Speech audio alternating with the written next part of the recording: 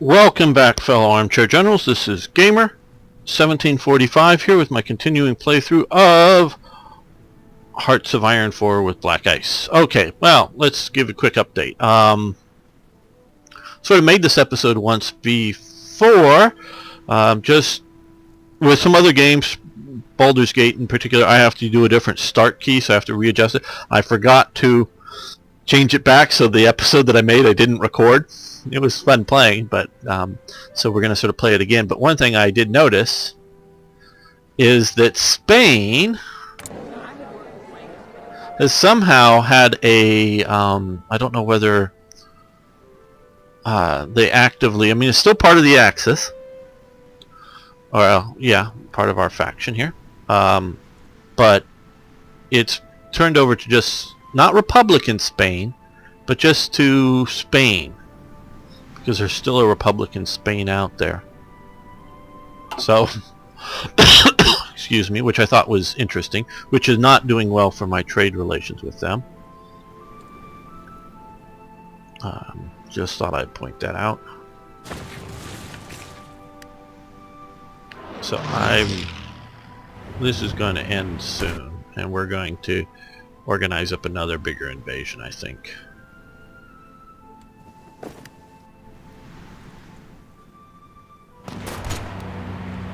Angetreten. Fort that attack.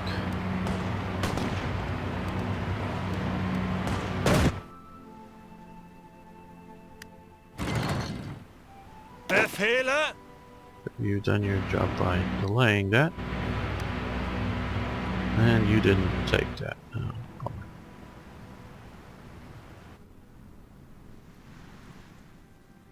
Befehle.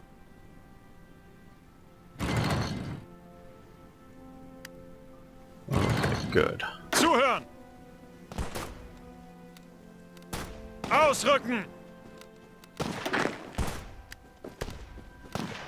Ausrücken.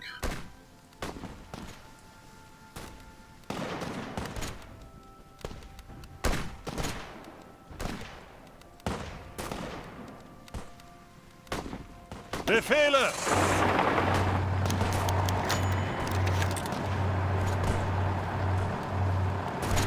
Angetreten.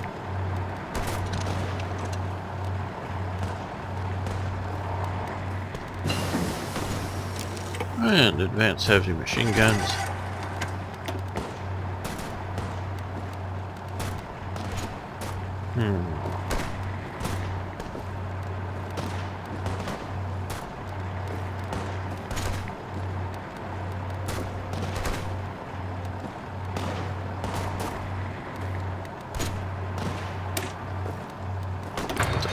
Paratroopers. Now I'm going to take a minute here to talk about something that I didn't do in the last episode version of this, but I want to do now, mostly because we have been posting a little bit about sort of the future of Black Ice for Hearts of Iron 3 and the Hearts of Iron 3 forum, and I know a few of you routinely are who watch this series, and I think very rightly have decided that the game as it is now is not for you, and that's part of what this whole series is all about, is to show you Hearts of Iron 4, yeah, we are slightly one version behind, and Black Ice, which we're maybe like 2 versions behind now, as it is in Hearts of Iron 4, and at least one of you posted that you're sort of grateful that you've seen that this isn't currently for you, and I'm not trying to convince you that this, as we're seeing it here, is now the game that you want to be playing instead of Hearts of Iron 3. I still enjoy playing Black Ice and Hearts of Iron 3. But Panzeroo made a very, very important post, that if it wasn't for him and literally hundreds of other modders who contributed to Ice and then Black Ice over the years, for 7 years basically, these people would not be doggedly holding to Hearts of Iron 3.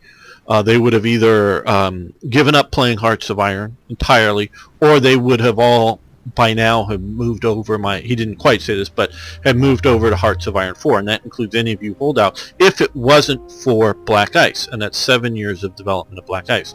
Now, sort of what I want to talk about briefly here is, this may not be the best map to do it, but is Podcat's assertion that this isn't so much a World War II simulator, but a 1930s and 40s simulator. And I can speak easiest on things I don't know about, but things I can make educated guesses about, because sometimes if I know about them from sources I can't talk about. But I know what he means here. Okay. What he wants to do is not to have build in a hard-coded simulator that if Britain is owned by Britain, the island is owned by the British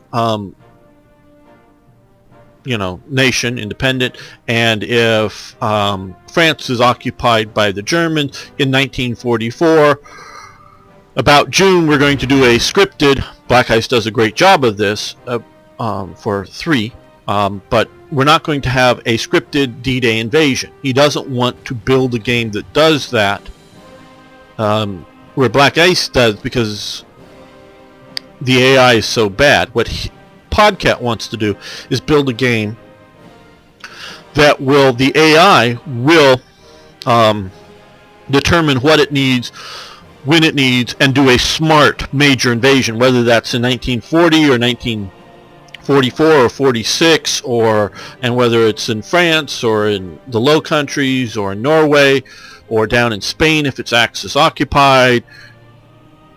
He wants something that the AI, unscripted, will do the right thing. Now, of course, like I'm saying, the AI isn't here and isn't smart enough to do that yet. This is why I do think Black Ice, as it works to do things in Hearts of Iron 4, is right to try to script this stuff. But I'm trying to explain what Podcat means, and I think it's an important distinction. He wants the AI to be smart enough to make reasonable decisions based in the realities of what was the 1930s and 40s and what country X does. So to take an example of that, let's take a real-world historical example that's also a bit of a what-if. Italy, right at about the start of 1936, sets up the Three Powers Pact. Predates the Tripartite Pact, which is also Three Powers. But the Three Powers Pact, it was of Italy, Austria, and Hungary. Austria mainly as a buffer zone for Italy from Germany, Hungary as sort of an aggressive country that wanted to take sort of territory that we see here, and others, wanted to take over other territory.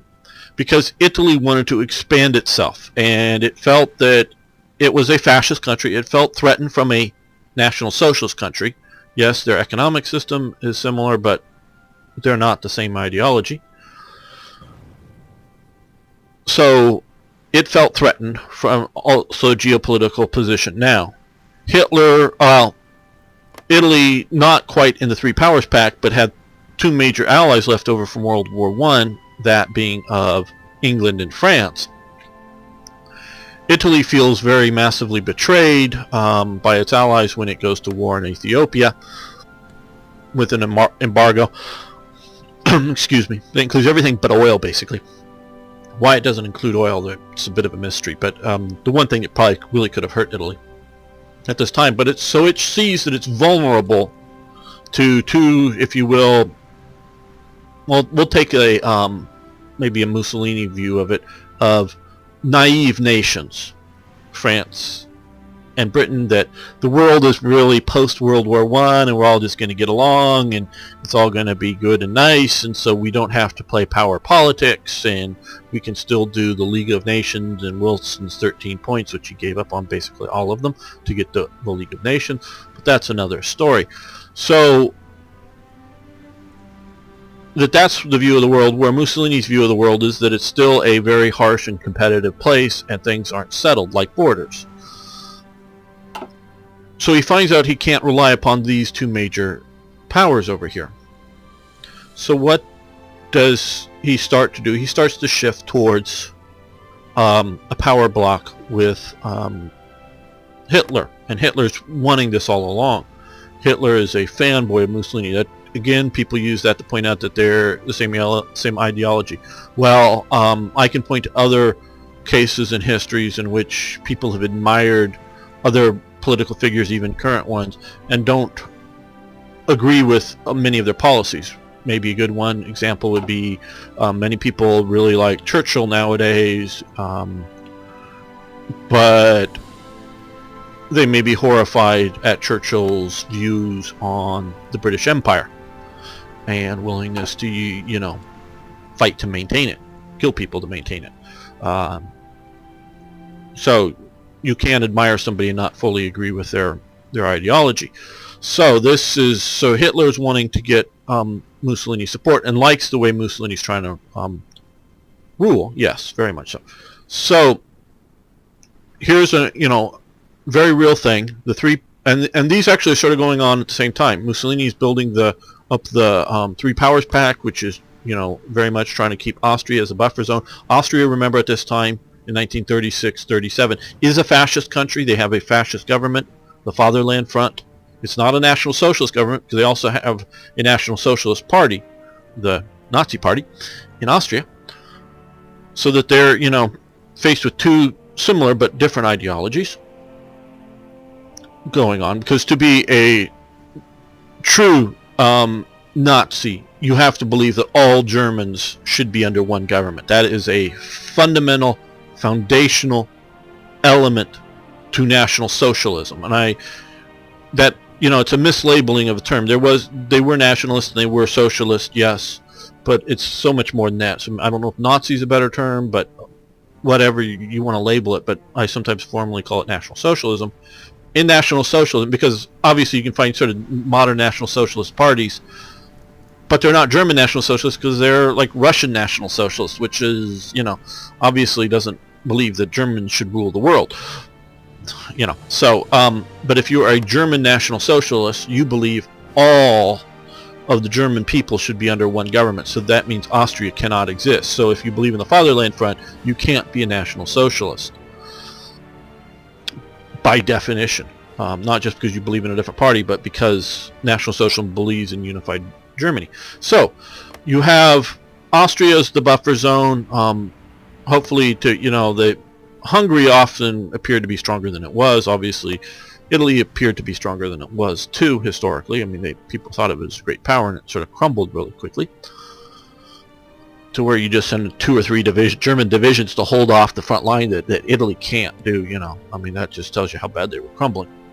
Sorry, Italians, and I know there's a few of you who watch. Facts don't care about your feelings. That's my understanding of the facts on Italy at the time. So it wasn't as strong as it looked, but they were developing this Three Powers Pact. So this is not a wacky fantasy what if, this is a real world what if. What if Mussolini decides for whatever reason, and there was a Hore-Laval Pact, our plan to try to settle the Ethiopia question that would give significant parts of the territory of Ethiopia to Mussolini and whatever. I don't remember all the details of it. But what if that sort of happens instead of the embargoes? And I know Tommy Lotto's Fox and Lion mod, at least for Hearts of Iron or Hearts of Iron 3, very much had that as an alternate element for Italy. But either these guys aren't as hostile, or Mussolini still fears an aggressive Hitler. So what if the Three Powers Pact continues?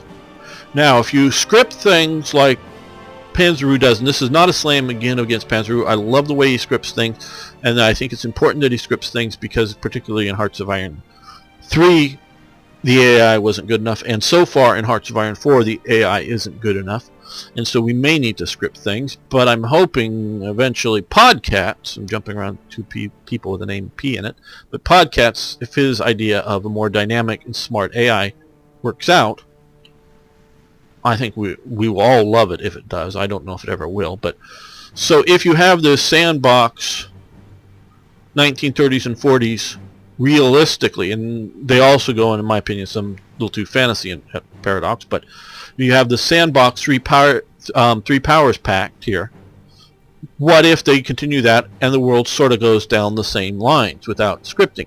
Well, Italy's backing, Austria stays out of Nazi Germany, but let's say Hitler still pushes and gets for the Sudetenland,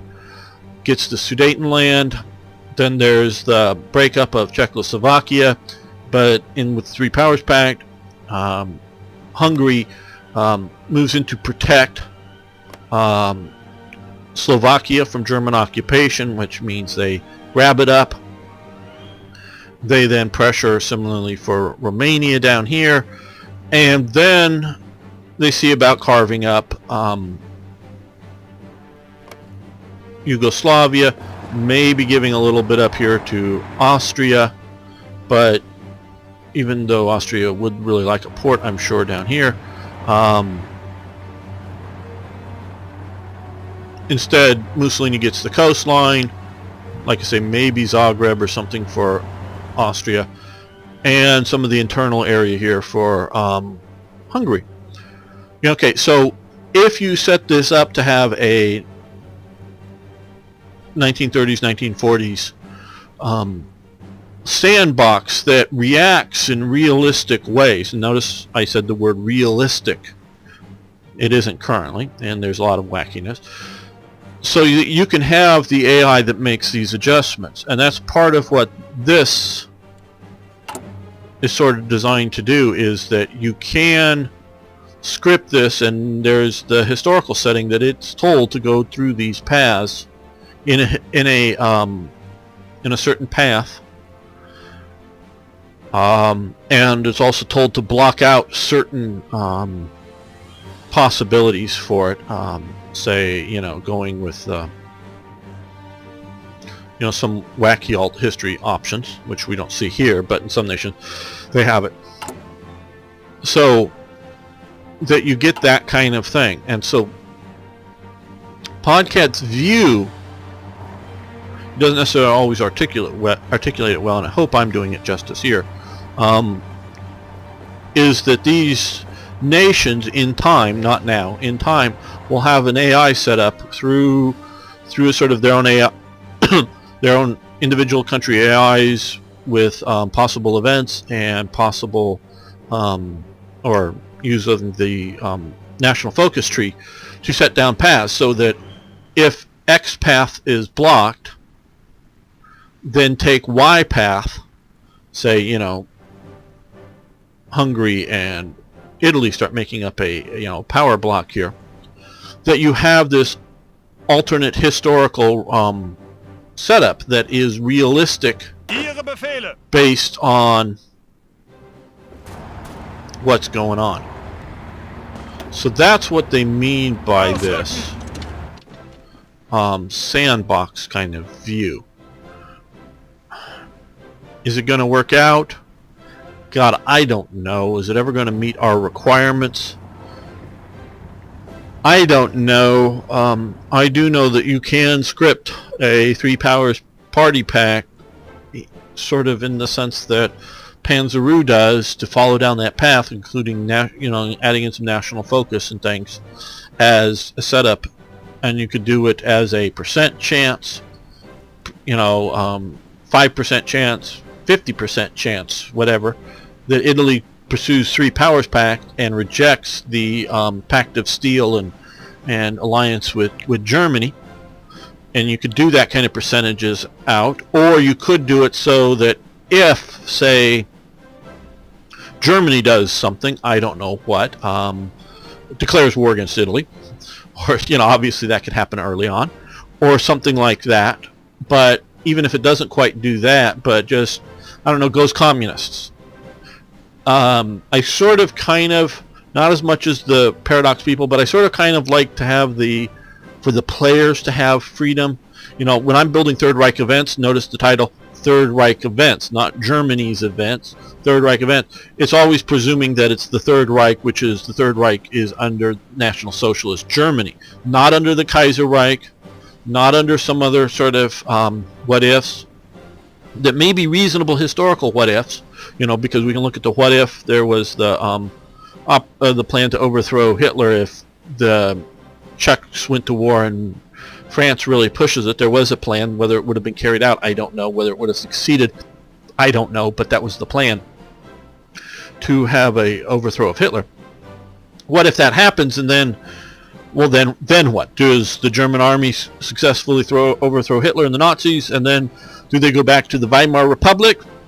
Do they go back to some other sort of constitutional republic, or do they go back to the Kaiserreich or something else? Those are, and then you could go, well, okay, what if they overthrow Hitler and the Nazis, then we get the Kaiserreich, and then we start rebuilding Germany in 1938 or 39 under, the Kaiser, and that could be a really fun game to do, and a really fun thing to mod, but that is not what Third Reich events does. So I'm always modding on the basis that Germany is National Socialist Germany. So for me, that's a fundamental bedrock. Everything else starts to fall apart. I sort of kind of wonder whether I should put in a thing for the bunch of the events to fire. If Germany is fascist, obviously it could be changed to National Socialist if you had that ideology. But I'm always modding on that base. Now I'm currently, as I'm making this, working on my events for Switzerland that many of you are well known of from the Hearts of Iron 3 version. Now,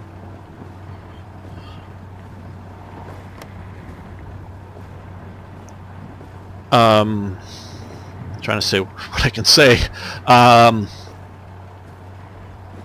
I'm building for an option that, well, as you know, in the Hearts of Iron 3 version, basically you get to support the Nazis in Switzerland, and then nothing happens.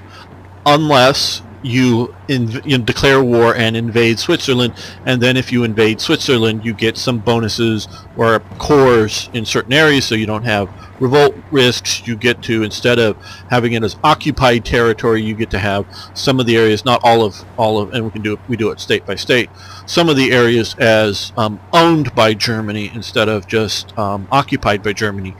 So you get those benefits. And similarly, there's also a track that most of you may not be aware of that does similar things for Italy and these three provinces here.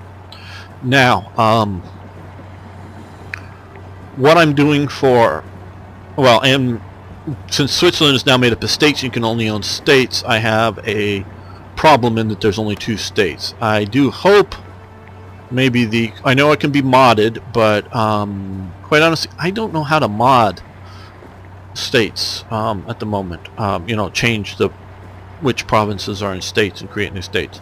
I know it can be done. Obviously, we have like no man's land and things like this, that how to mod some of these things. I just don't know how to do it right offhand. So it could be modded, but I'm hoping maybe someday that Hearts of Iron 4 as core can have 4 states for Switzerland. States have to be contiguous, so I have to give this province, which is a mix of Italians, Germans, and Romansh. There's sort of some strange Swiss ethnic group I don't know that much about. These 4 provinces here into 1 state, and these provinces here into another French-speaking state. So you end up with 4 states in Switzerland. Now, I know I'm going on about this a bit, but what's been suggested and what I'm trying to do is make it so that if support for fascism, because both Germany and Italy both has the ability to support for fascism, if support for fascism grows big enough and national unity for Switzerland goes low enough, it'll fire some events, or an event that will sort of simulate an internal chaos, not quite civil war, but breakdown of national unity and riots and everything else, that would then, in essence, peacefully, in the game terms, meaning nobody's going to war with each other, peacefully occupy Switzerland. Now, obviously Germany has the option to support the different National Socialist groups. Italy gets to support the Italian-speaking fascist group, and I've also done some research in which I just never bothered to do. There was a French-speaking fascist group. If, and this is where I do code it in, if France is fascist, they will get a couple of events that will allow them to support the French-speaking fascists. They were mostly in around Geneva area here. To support them. Or if France isn't fascist, they will have at least a couple of events. I'm still working on some of the coding that will allow them to try to stabilize Switzerland to keep Germany and Italy from causing too much chaos. So, and also it's being designed so that each time any of the countries want to try to disrupt or stabilize France, that there is a % chance that it's greater or lesser degrees of effect. Basically, if all you're getting is the minimum degree of support, you're not going to have any good results. You mean you're not going to bring Switzerland into enough chaos. But if some of the, and I still have to go through and player balance some of this stuff, but if there's enough of the rarer, not too rare, it's so far coded for a 30% chance, the 30% chance that the effects are bigger, then if you get enough of those, and maybe again doing some good old fashioned boost party popularity, I will be designing a national effect for Switzerland to try to stay neutral as well, so you'll be having to fight that. So it won't just be boost party popularity and automatically do this, but it'll be difficult, and it will be unlikely, but it will be possible to collapse Switzerland and take big chunks of it, particularly if you're Germany, which will help you bypass the Maginot Line in maybe both sides. You can do it a pincer movement around it or whatever. Still, obviously, if it goes too chaotic, France moves in to protect the French-speaking people either way. So you'll never. But still, it's it's just one more province barrier. But you're still around the Maginot Line. You're around the rivers, and you're ready to punch into France and expand your frontiers into France. So I'm coding that up right now, and it's a what if scenario, because it's all based on in historical realities. Obviously, the fascist and National Socialists only got one full seat on the Swiss National Assembly, but there was worry, okay, and you've seen some of it before in the mod, but there was French national unity worry that if these groups did get too much support, so it wasn't quite as a sure thing. So, but what I don't like, and I talk design philosophy here, sorry if I'm going on too long, is I don't like this. Press button, 70 days, get result, on switch. Press button, wait 70 days, get results. Now, yes, there are some pre-existing conditions, size of army, whatnot. I don't like that.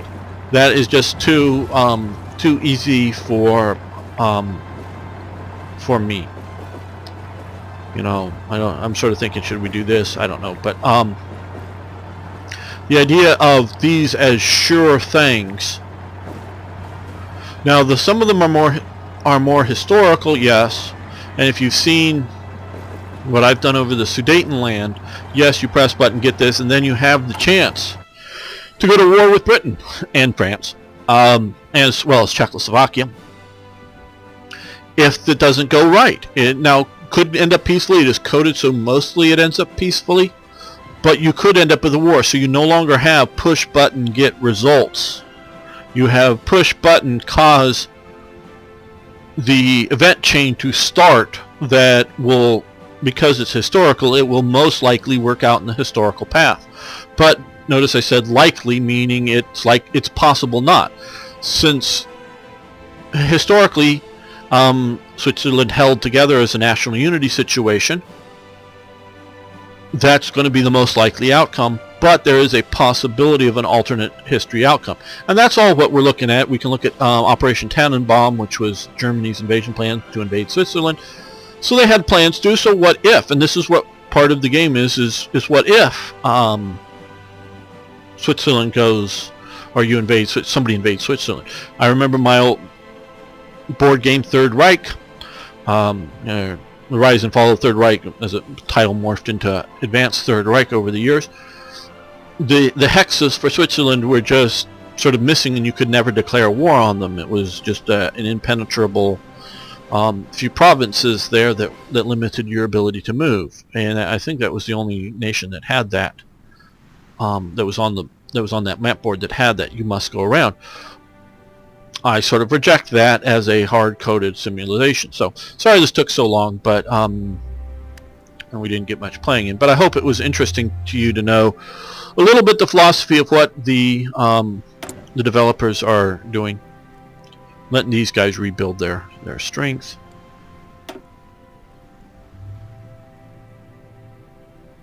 And these here, they've been taking pounding. Okay.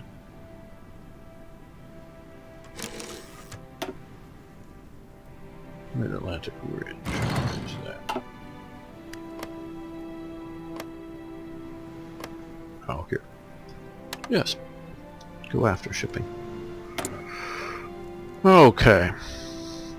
Well, as you see, we are under strength and medium bombers. Where are they? I thought they were here somewhere.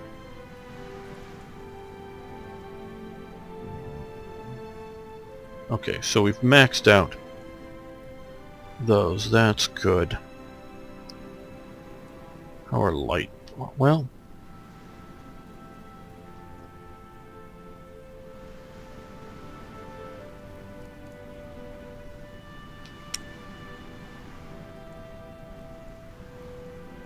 no, let's just start another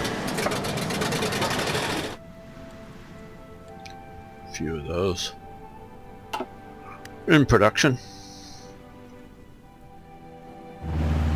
Oh, good. We made it ashore here.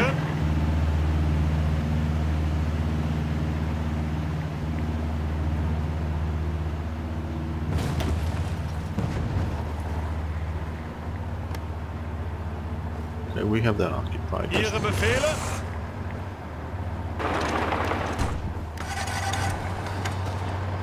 Befehle!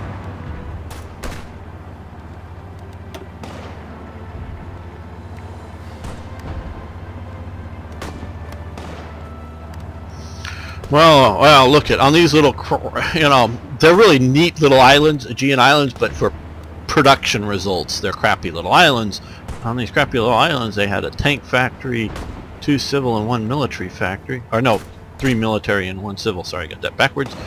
Factory on that little island that they built. Probably most likely because of the damn generic national focus tree. Why is this so bad?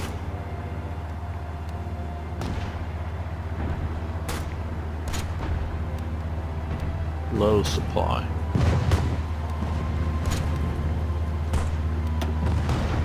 Okay, well. Abstand halten. Okay, and we're going to, because of that. Angetreten.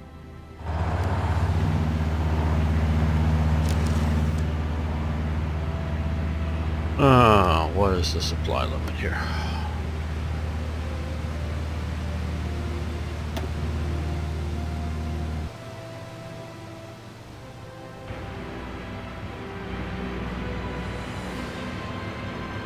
Not used to looking at supplies.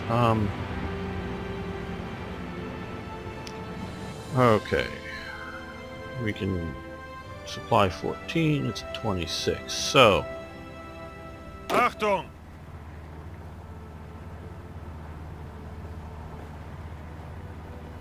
don't we have a port here? Ihre Befehle? Oh, what we don't have is... Achtung!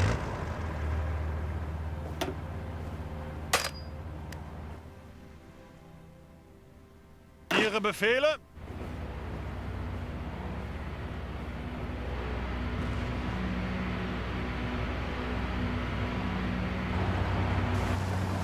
shipping enough? Is that what we don't have? Okay, we need more production for bombers. Okay.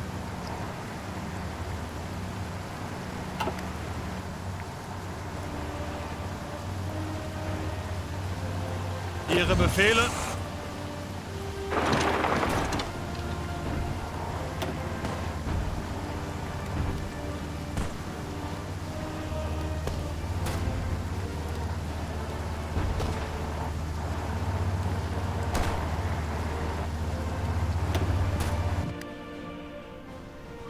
Well, at least we got ashore there.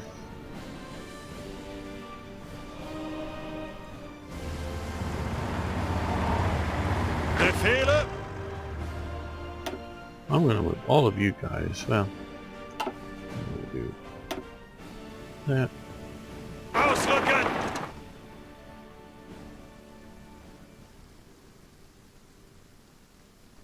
Befehle!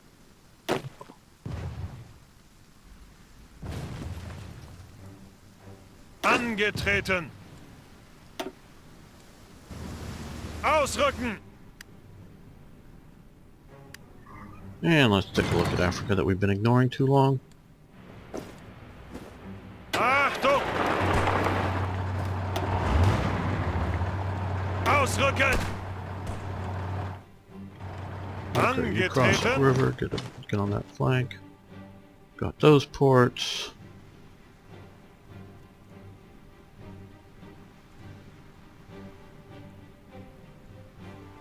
Angetreten! Now, they haven't gotten there yet. We do have these guys coming to Panzer divisions. That'll be nice. Added to our little Africa adventure here. Achtung! Zuhören! Ausrücken!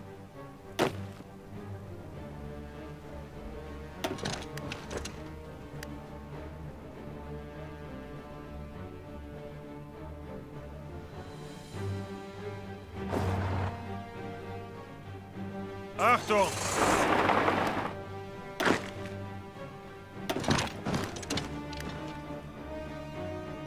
That is mostly just to tie up troops. Angetreten!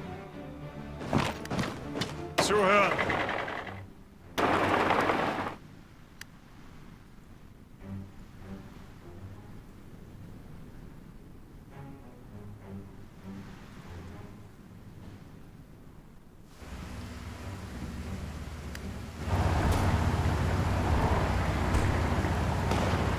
Angetreten!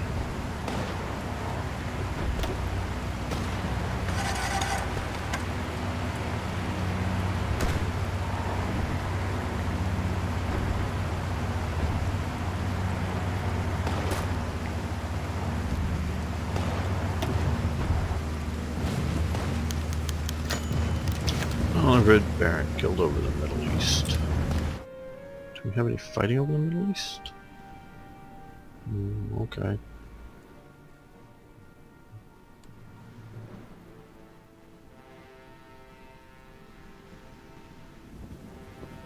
How is our air war doing?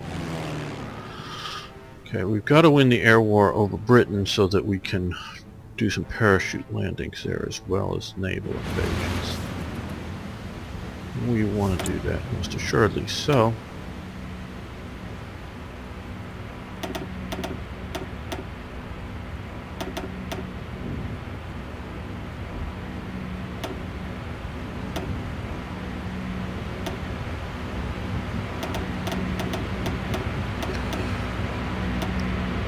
Just to let you know, I think I've said this before, in light of some recent information that I've got, I think maybe now 100 fighters might be about the optimal size.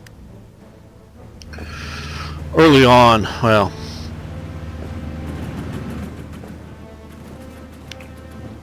too big of groups weren't too good. And it's still, I don't know for sure, for ground attack missions, because it was the idea of how many aircraft in a particular group was one thing and definitely had its effects, but also how many missions they could fly, meaning if you had 4 groups, each of 40 aircraft, that could be 4 different offensive operations it could support. So that did matter.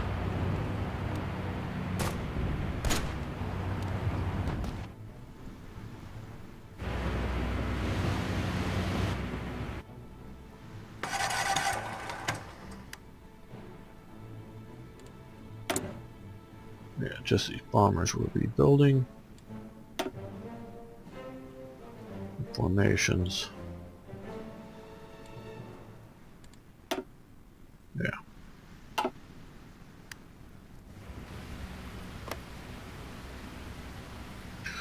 Okay. Well, they definitely outnumber us by about 2 to 1.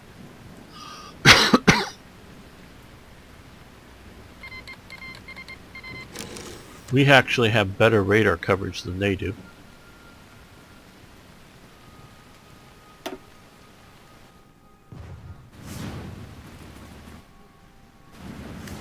And we have open free dockyard. Yay.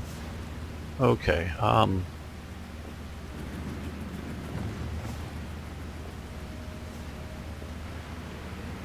yes, I want to put into production.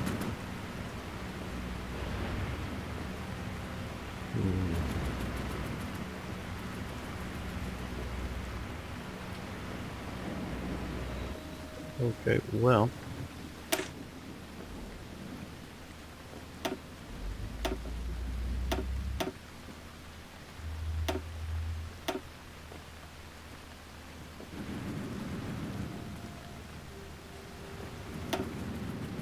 There we go. Improved version there. Now, let's just go back to one. There we go.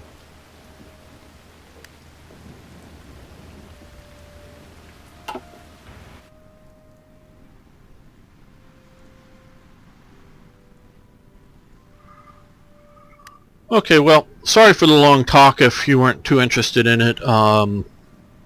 But I just, well, part of the reason I have the, and it's a really messed up looking image, isn't it? All those chaotic counters.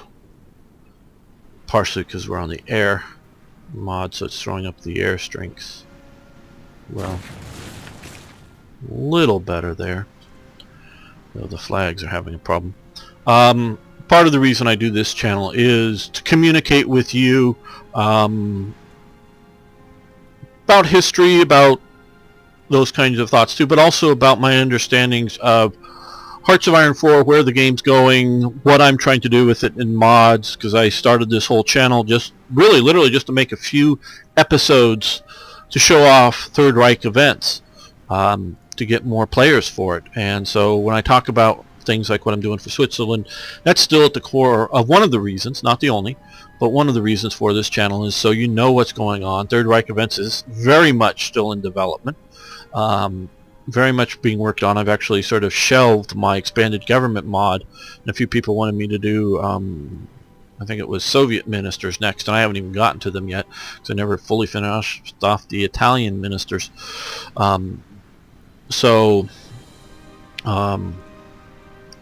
That sort of got shelved, not dead, because whether